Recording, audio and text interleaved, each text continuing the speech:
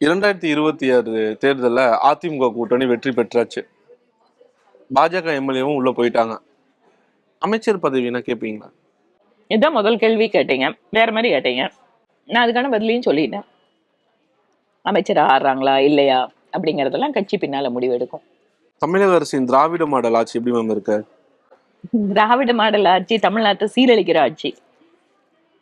இது வரைக்கும் இல்லாத அளவுக்கு சட்டம் ஒழுங்கோட பிரச்சனை, பெண்கள் மீதான, நீங்க மீடியாவில் இருக்கீங்க, ஒவ்வொரு நாளும் எந்த மாதிரியான கிரைம் எகேன்ஸ்ட் விமன் வருது.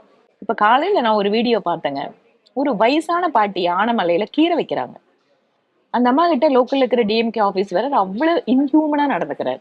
ஒரு பொழப்புக்கு வழி இல்லாம அந்த வயசான காலத்துல அந்த அம்மா என்ன பாராட்டணும், ஏதாவது உழைச்சு பிச்சை எடுக்காம உழைச்சு இந்த வயசுலயே சாப்பிடணும்னு நினைக்கிற ஒரு அம்மாவை அந்த மார்க்கெட்ல கடை வைக்கிறதுக்கு அவங்க கிட்ட லைசன்ஸோ இல்ல வேற ஏதாவது ஒரு ரசீதோ இல்லைங்கிறதுக்காக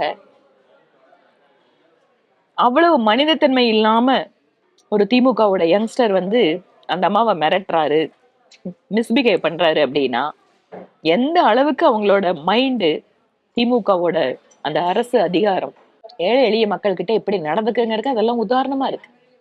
ஹைலி டிஸ்டர்பிங். பார்க்கும்போது ரொம்ப கஷ்டமா இருக்குது. இதுதான் தமிழ்நாட்டோட திராவிட மாடல் ஆட்சி.